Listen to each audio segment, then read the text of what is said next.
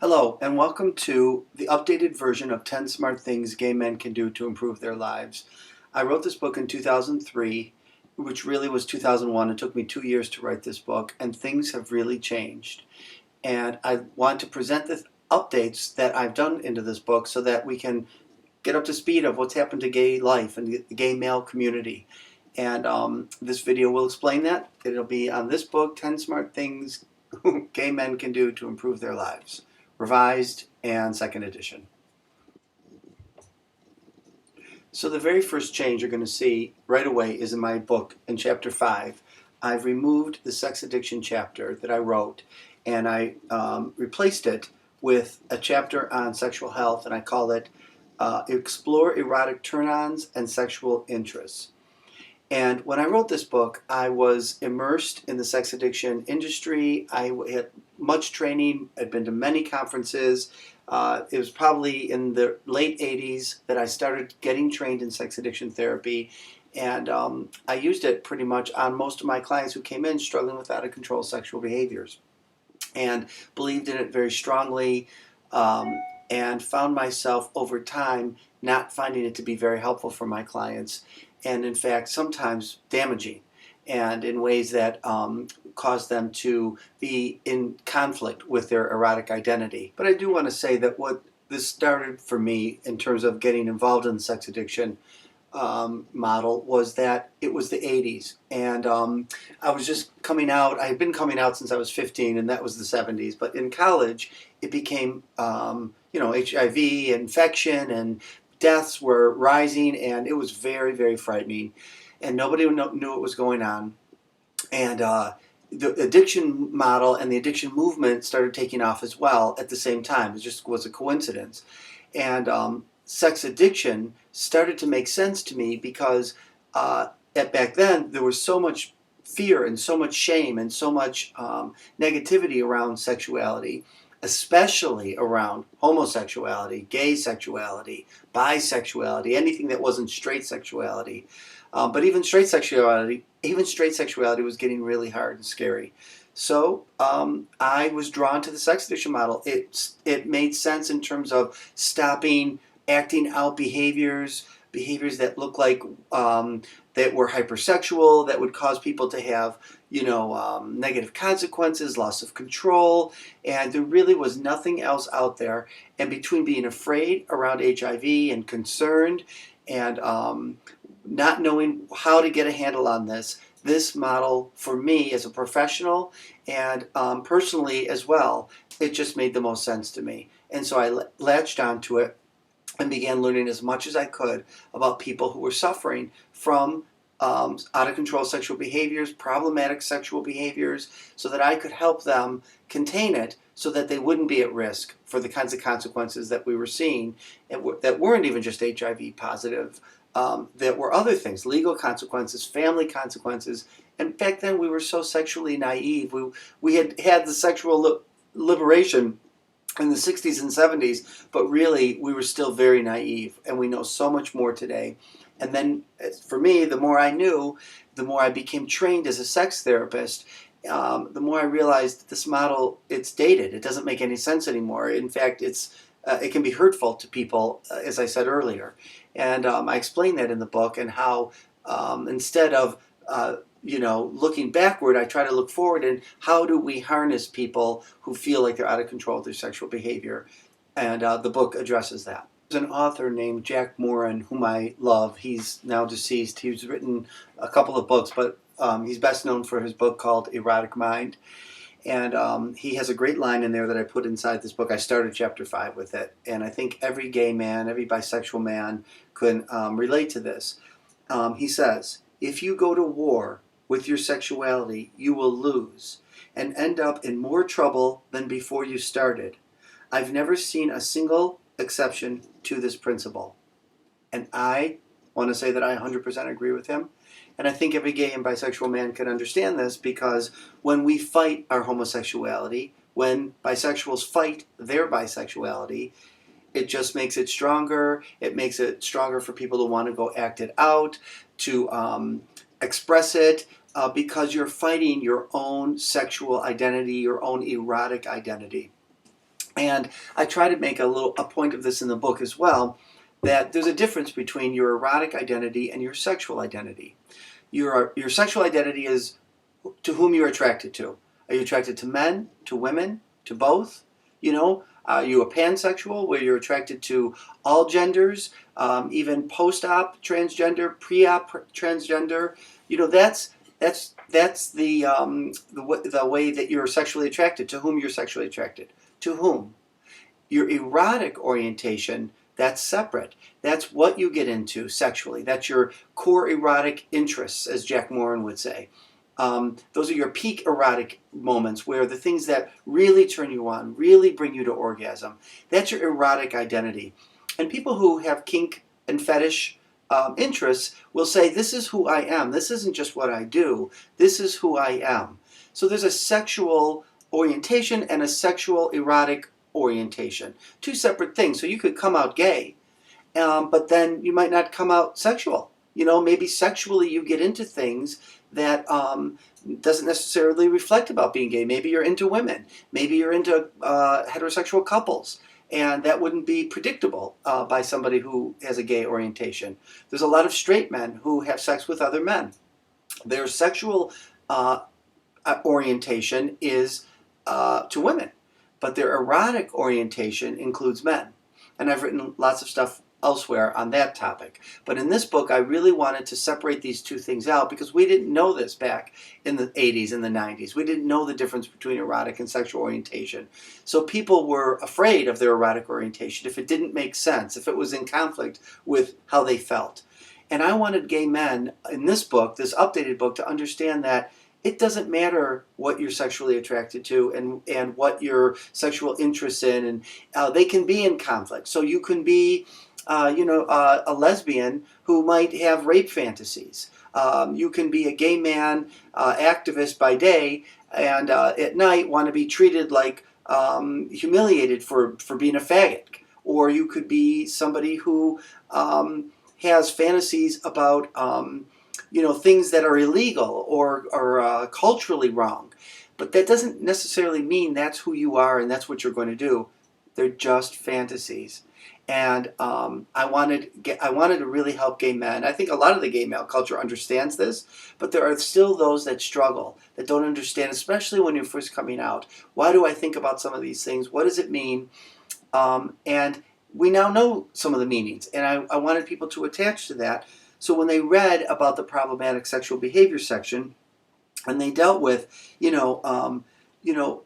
sometimes sexual suffering is because of shame, mostly because of shame, to be honest with you. We don't understand why we like this. There's nowhere to talk about our sexual fantasies, and so people then feel bad about them. And the other thing Jack Moran says that I love is shame turbocharges hypersexuality. So if you feel out of control with your sexual behaviors and you feel shame, you are going to now be moving toward more out of control, more problematic behaviors. So my goal in this chapter is to do shame reduction and then to do harm reduction. That I don't have to feel shame about the things that I get into. I don't have to feel shame about being a gay man. I don't have to feel shame about being a sexual man. And when I first wrote this book, I don't think I thought about those differences. I just wanted gay men to feel unashamed. But I didn't really tease out the sexual part. I pathologized it. And now I'm more into the sexual health part where I see it as, this is positive. Let's celebrate our sexuality. And we do it well as a gay culture. And it can become out of control for some people. And that's because they don't know what to do with it. They don't know where to go with it. And nobody's talking about it in healthy ways. So I kind of try to do that in this book as well. The other thing that needed updating in my book was the fact that there were no social media apps back in 2003. We just started getting on AOL, and people were just starting to get on, I think it was gay.com, and people were starting to meet up that way. And wow, since 2003 to 2016, things have changed incredibly. And so now we have gay apps. We have Grindr, we have Scruff, we have Adam for Adam, we have Recon. We have all these ways of meeting each other that come with benefits and come with some problems. And one of the things that my clients talk a lot about is that they're always forced into being identified as either a top or a bottom or both. That anal sex is the gold standard, right? Is the privileged place to be. If you're not having anal sex, then something's not right. You're not really having sex. And so I put in my book the whole idea that what if you're not a top, which is the person who penetrates, or you're not a bottom who receives penetration, you're a side. I call it a side. I wrote an article about it on Huffington Post, and then I added it into this book and said a little bit more about there are many gay men who never penetrate. They don't want to be penetrated, they don't want to penetrate, and they're still having great sex, and they're getting hot sex, and for them, penetration isn't erotic. Maybe there are some men who it was in the beginning, and now it's not. And there are many who never. I can't begin to tell you how many emails I've gotten over the years from men, gay men, who write me and say, thank you for that. Thank you so much, because I never did like it. It's not erotic to me, and I always felt like something was wrong with me. Nothing's wrong with you. You can be a straight person and not get into anal sex, and not to get into intercourse or anal sex. I've had straight men come into my office thinking that if they enjoy receiving anal sex, that means that they're gay, or they're at least bi. And I say to them, tongue-in-cheek, that I'm required by the state of Michigan as a licensed social worker and therapist and sex therapist that you are, your anus does not have a sexual orientation. It's not gay, it's not straight, it's not bi, it's not fluid, it's an anus. And the anus either enjoys it or it doesn't. So I try to add that in here too to help people feel more normalized. The sex positive information that I put in the book really reflects the work of Doug Braun Harvey and Michael Vigorito. And they wrote a book called Out of Control Sexual Behavior, Rethinking Sex Addiction. And I'm just going to read the 6 principles, and I highly recommend you read their book as well. But basically, he doesn't look at the way sex addiction works. The model works is that once an addict, always an addict, which I don't agree with in terms of sex.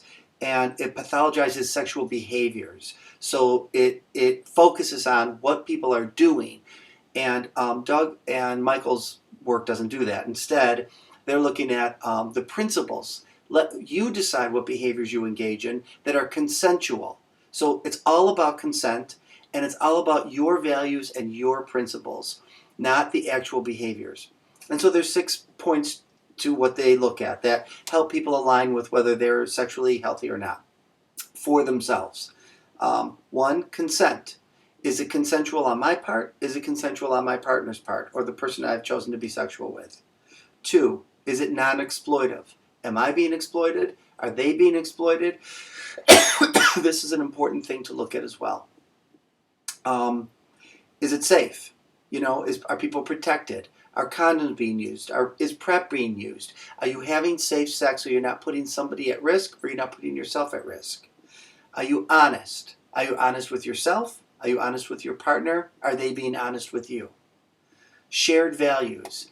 Do my values and your values connect? Do we agree on what we're going to participate in here together? And if not, we need to have a conversation about it.